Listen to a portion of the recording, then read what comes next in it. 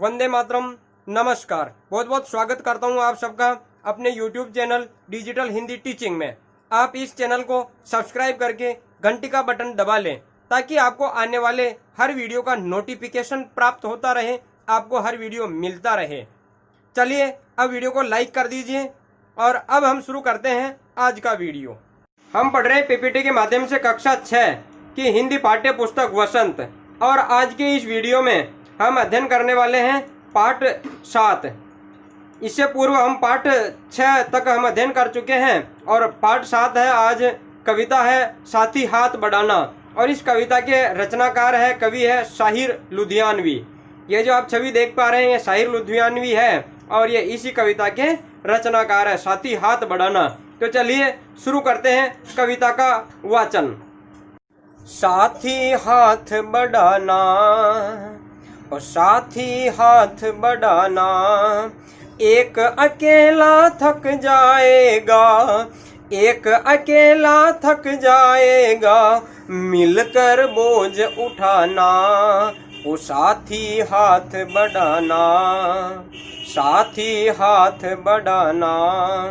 हम मेहनत वालों ने जब भी, हम मेहनत वालों ने जब भी मिलकर कदम बढ़ाया, सागर ने रास्ता छोड़ा, पर्वत ने शीश झुकाया, फौलादी है सीने अपने, फौलादी है सीने अपने, फौलादी है बाहें, हम चाहे तो चट्टानों में, हम चाहे तो चट्टानों में पैदा कर दे राहें, साथी हाथ बढ़ाना, साथी हाथ बढ़ाना।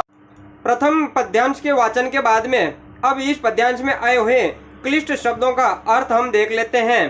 तो इस पद्यांश में आए हुए क्लिष्ट शब्द है बोझ, बोझ यानी भार या वजन, फौलाद यानी मजबूत लोहा या मजबूत लोहे के समान, चट्टान यानी बड़ा शिलाखंड पत्थर का टुकड़ा, राहें यानी रास्ता या मार्ग।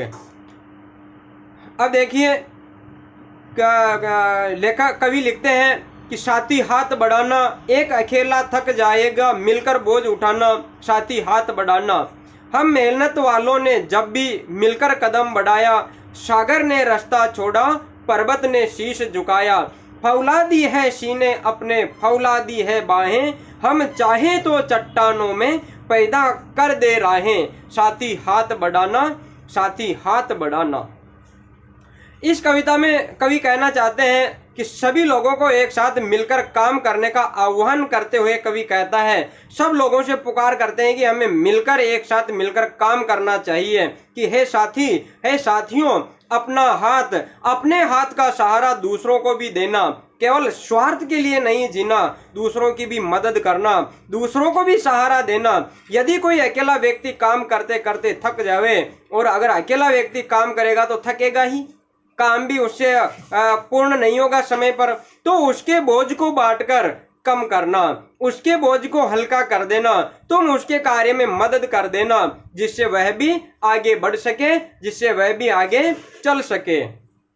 मेहनत करने वाले लोगों ने जब भी एक साथ कठिन से कठिन काम करने का निश्चय किया, अर्थात ठान लिया, जब मेहनत करने वाले लोगों ने, हम मेहनत वालों ने जब भी मिलकर कदम बढ़ाया है किसी लक्ष्य को प्राप्त करने के लिए, जब भी मिलकर आगे कदम बढ़ाया है, जब भी निश्चय कर लिया है, जब भी कार्य करने की ठान ली है, तो फिर समुद्र ने भी रास्ता दिया है, समुद्र पर भी हमने पुल बना दिए, और समुद्र ने हमारा मार्ग, समुद्र की क्या औकात है कि निश्चय करने वाले मनुष्यों, जिन्होंने ठान लिए, ऐसे मनुष्यों का मार्ग रोक सके, ऐसे व्यक्तियों का मार्ग रोक सके। तो समुद्र भी रास्ता देता है और पर्वत भी झुक जाता है, पर्वत को भी काटकर मार्ग बना दिए जाते हैं, सड़क बना दी जाती है।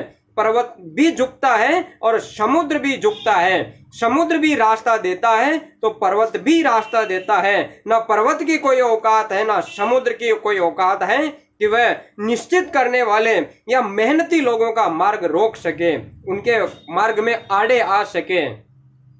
हमारे सीने और हमारी भुजाएं लोहे के तरह मजबूत हैं। हम मेहनत से डरते नहीं हैं, हम मेहनत करने वाले लोग हैं। हमारा शरीर ही लोहे की तरह बन गया है कि हमसे चाहे जितनी मेहनत करवा लो, हम जितनी चाहे मेहनत कर सकते हैं। और हमारी भुजाओं में इतनी ताकत है, ऐसी ताकत है, काम करने की इतनी ताकत है कि हम चट्टानों में भी चलने के रास्ते बना देते हैं, चट्टानों में भी राहें पैदा कर देते हैं, चट्टानों को काटकर, पहाड़ों को काटकर मार्ग में तब्दील कर देते हैं, सड़कों में बदल देते हैं। अर्थात कहने का मतलब यह है कि कठिन से कठिन काम भी हम हंसते मुस्कुराते कर लेते हैं, सभी मुश्किलों पर हम विजय प्राप्त कर लेते हैं। कोई भी मुश्किल, चाहे बड़े से बड़ा पर्वत हो, चाहे गहरे से गहरा सागर हो, हमारे मार्ग को, मेहनत करने वाले लोगों के मार्ग को रोक नहीं सकता। मेहनत अपने लेख की रेखा, मेहनत अपने लेख की रेखा, मेहनत से क्या डरना, कल गैरों के खातिर की आज अपनी खातिर करना। मेहनत अपने लेख की रेखा, मेहनत से क्या डरना, कल गैरों के खातिर की आज अपनी खातिर करना। अपना दुख भी एक है साथी, अपना दुख भी एक है साथी, अपना सुख भी एक, अपनी मंजिल सच की मंजिल, अपनी मंजिल सच की मंजिल, अपना रास्ता है नेक। ओ साथी हाथ बढ़ाना, साथी हाथ बढ़ाना। दूसरे पद्यांश के वाचन के बाद में इस पद्यांश में आए हुए क्लिष्ट शब्द अर्थात कठिन शब्दों का अर्थ हम देख लेते हैं। तो इस पद्यांश में आए हुए कठिन शब्द है लेख यानी भाग्य, गैर गैर यानी पराया या दूसरे लोग, खातिर यानी के लिए, मंजिल यानी लक्ष्य, और नेक यानी अच्छा कार्य, अच्छा काम। देखिए इस पद्यांश में कहते हैं कवि कि मेहनत अपने लेख की रेखा, मेहनत से क्या डरना, कल गैरों के खातिर की आज अपनी खातिर करना। अपना दुख भी एक है साथी, अपना सुख भी एक, अपनी मंजिल सच की मंजिल, अपना रास्ता नेक, साथी हाथ बढ़ाना और साथी हाथ बढ़ाना। देखिए कवि कहते हैं कि हमारी भाग्य की रेखा तो मेहनत है, अर्थात हमारे भाग्य में ही मेहनत करना लिखा है और मेहनती बनना लिखा है, ये हमारे भाग्य में लिखा है। फिर हम मेहनत से डरे क्यों? जब हमारे लेख की रेखा, जब हमारे भाग्य में ही मेहनत लिख दी है, तो फिर मेहनत से डरने से क्या होगा? हम मेहनत से क्यों डरें? हम मेहनत से जी क्यों चुराए? क्योंकि अपने भाग्य में मेहनत करना लिखा है, इस देश की खातिर मेहनत करना लिखा है। और ये जो हम मेहनत तो कर ही रहे हैं, कोई भी काम करो मेहनत करनी पड़ती है। तो ये मेहनत हमने कल तक हमारी मेहनत दूसरों के लिए थी। हम अंग्रेजों के गुलाम थे, हम मुगलों के गुलाम थे। उस समय हम उनके लिए मेहनत किया करते थे। हमने अंग्रेजों के यहाँ बेगार की, मुगलों के यहाँ बेगार की, कई राजा महाराजाओं के यहाँ पर फ्री फोकट में बेगार का कार्य किया। तो ये कल तक हम मेहनत यानी गुजरे हुए समय में हमने मेहनत दूसरों के लिए की थी, दूसरों के खातिर की थी। परंतु भाई अब तो हम आजाद हो गए ना, अब फिर आलसी बनकर क्यों बैठ जाएं? अब आज ये मेहनत अपने लिए, अपने स्वतंत्र देश के लिए करनी है, अपने देश को आगे बढ़ाने के लिए करनी है। पहले तो हम दूसरों के लिए, दूसरों को आगे बढ़ाने के लिए मेहनत करते थे, और उस समय मेहनत करने से भी मना नहीं कर सकते थे, क्यों? कोड़े पड़ते थे पीछे से, तो फिर मेहनत करनी पड़ती थी। लेकिन आज हमारा देश आजाद हो गया, तो फिर इस आजाद देश में अपने देश के लिए, अपने स्वयं के विकास के लिए हमें मेहनत करनी है। तो कल तक हम गैरों के खातिर मेहनत करते थे, लेकिन आज हमें अपने खातिर, अपने लिए, अपने स्वयं के लिए, अपने स्वयं के देश के लिए मेहनत करनी है। हम मेहनत से जी नहीं चुरा सकते जब हमारे भाग्य में ही मेहनत लिखी है। हे साथियों, हम सबका दुख एक समान है और सुख भी एक जैसा है। जो दुख देश पर आएगा वो सबको एक साथ भोगना पड़ेगा। अभी महामारी कोरोना ये पूरे देश में एक साथ फैल गई है, पूरे देश में, पूरा देश इस संकट से जूझ रहा है। तो कोई आफत आती है, कोई दुख आता है, तो हम सबका होगा, हम सबका एक समान होगा, किसी का अलग नहीं है। कि उसका दुख तो अलग होगा। जब पूरा देश ही एक है, जब हम हिंदुस्तान के वासी हिंदुस्तानी हैं, तो फिर पूरा हिंदुस्तान ही अपना है और हिंदुस्तान पर आया हुआ दुख सब हिंदुस्तानियों का होगा। और हिंदुस्तान जिस सुख को भोगेगा तो उस सुख को सारे हिंदुस्तानी भोगेंगे। तो हे साथियों, तुम्हारा दुख हमारा दुख एक जैसा, तुम्हारा सुख हमारा सुख एक जैसा। तुम जो मेहनत करोगे वही मेहनत हम भी करेंगे, ताकि देश आगे बढ़े, हमारे देश का विकास हो और हमारा विकास हो। तो तुम्हारा दुख भी अपना, सबका दुख एक है साथी। हम सबका दुख क्या है? इस देश को आगे बढ़ाना, इस देश को विकसित करना। तो हम सबका ये एक ही लक्ष्य है, हम सबका एक समान दुख है और सुख भी एक जैसा है। जी, मेहनत करके हम देश को आगे बढ़ाएंगे, विकसित करेंगे, उससे फिर जो सुख प्राप्त होगा उसे हम सब एक साथ भोगेंगे। अपनी मंजिल अर्थात जीवन का लक्ष्य तो सच्चाई का लक्ष्य है। अपना लक्ष्य, अपनी मंजिल, सच की मंजिल, अपना रास्ता नेक। हम अच्छे रास्ते पर, अच्छे भलाई के रास्ते पर चलकर अपने लक्ष्य को प्राप्त करेंगे, नेक रास्ते पर चलकर अपने लक्ष्य को प्राप्त करेंगे। अपना रास्ता भी अच्छा है या अच्छाई का है, भलाई का है, तो फिर हम मेहनत करने से क्यों डरे? हम कोई गलत काम नहीं करेंगे। हम नेक रास्ते पर चलते हुए सच की मंजिल, सत्य की मंजिल, सही मंजिल को हम प्राप्त करेंगे। हमारी मंजिल ही सत्य के आधार पर प्राप्त होगी, सच्चाई के आधार पर प्राप्त होगी। इसलिए हे साथी, मिलकर हाथ बढ़ाना, हे साथी हाथ बढ़ाना। हमें सदैव एक दूसरे की सहायता करते रहना चाहिए। सबको मिलकर, जब सब मिलकर काम करेंगे तो पर्वतों को काट कर भी मार्ग निकाल लेंगे। हमें मंजिल मिलकर रहेगी, मंजिल प्राप्त होकर रहेगी। तो हमें एक दूसरे की मदद करते रहना है, हमें एक साथ मिलकर कार्य करते रहना है। एक से एक मिले तो कतरा, एक से एक मिले तो कतरा बन जाता है दरिया। एक से एक मिले तो जर्रा, एक से एक मिले तो जर्रा बन जाता है सहरा। एक से एक मिले तो राई, एक से एक मिले तो राई बन सकती है पर्वत। एक से एक मिले तो राई बन सकती है पर्वत।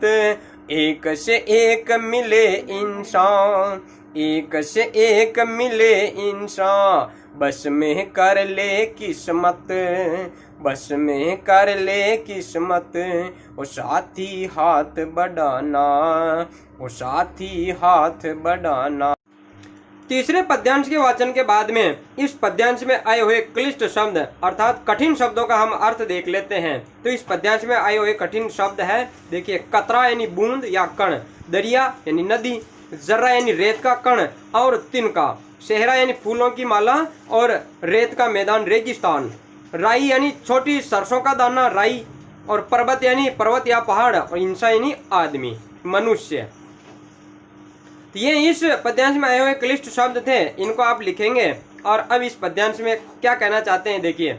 एक से एक मिले कतरा बन जाता है दरिया, एक से एक मिले जर्रा बन जाता है सहरा, एक से एक मिले राई बन सकती है पर्वत, एक से एक मिले इंसान बस में कर ले किस्मत। वो साथी हाथ बढ़ाना। कवि कहता है कि पानी की एक एक एक एक बूंद मिलने से नदी का रूप बन जाता है, नदी बन जाती है। नदी है क्या? पानी की बूंदे बूंदे ही तो है। ये पानी की बूंद मिल मिलकर नदी का रूप ग्रहण कर लेती है। एक एक कतरा मिलकर, एक एक बूंद मिलकर ये नदी बन जाती है, और एक एक जर्रा मिलकर, एक एक तिनका मिलकर सुंदर सहरा बन जाता है, जो दूल्हे के सिर पे सजाया जाता है। तो एक एक तिनका मिलकर, एक एक धागा मिलकर ये सुंदर सहरा बन जाता है, एक एक फूल मिलकर ये सुंदर माला बन जाती है, और एक एक रेत का कण मिलकर रेगिस्तान बन जाता है। जर्रा यानी रेत का कण भी होगा, और सहरा यहाँ पर सारा मरुस्थल रेगिस्तान का प्रतीक भी है। तो ये रेगिस्तान भी है क्या? रेत का एक एक कण ही तो है वास्तव में। रेत का एक एक कण मिलकर इतना बड़ा मरुस्थल, इतना बड़ा रेगिस्तान बन जाता है। और एक छोटी सी राई का दाना, अगर राई, ये जो सरसों है, छोटी सरसों, तो ये सरसों का दाना, राई के दाने भी अगर मिलकर ये ढेर किए जावे तो इसका भी एक विशाल पहाड़ बन सकता है। छोटी सी राई होती है, बहुत छोटी, अर्थात छोटी छोटी चीजें भी अगर मिले तो वह भी पहाड़ का रूप धारण कर सकती हैं। इस प्रकार आदमी भी मिलजुल कर काम करें तो अपनी किस्मत को वश में कर सकते हैं। कहने का तात्पर्य यह है कि आदमी आपसी मेलजोल से असंभव कार्य भी संभव कर सकते हैं, संभव बना सकते हैं। ऐसा कोई कार्य नहीं अगर मिलजुल कर किया जाए तो जो असंभव हो। हर असंभव कार्य संभव हो जाते हैं। पर्वत पर मार्ग निकाल लिए जाते हैं, समुद्र में रास्ता निकाल लिया जाता है। तो अपने भाग्य और जीवन को साथ मिलकर चमका सकते हैं। इसलिए हे साथी, हमें एक दूसरे की सहायता अवश्य करते रहना चाहिए, मिलकर हाथ बढ़ाना चाहिए। जर्रा जर्रा मिलकर शहरा बन जाता है, बूंद बूंद मिलकर जब नदी बन जाती है, अरे छोटी छोटी राई भी मिलकर अगर पहाड़ का रूप धारण कर ले तो एक एक इंसान मिलकर बताओ कौन सा कार्य है जो वह नहीं कर सकता है। एक एक इंसान मिलकर, अगर इंसान आपस में मिलकर कार्य करें तो बताओ कौन सा कार्य है जिसे मनुष्य नहीं कर सकता है, इंसान नहीं कर सकता है। बस आवश्यकता है हाथ में हाथ डालकर काम करने की, एक साथ कदम मिलाने की, तो हर असंभव कार्य भी संभव हो जाएगा। अब समय है आज के प्रश्न का, और आज का प्रश्न है कविता का आपको भावार्थ लिखना है। धन्यवाद।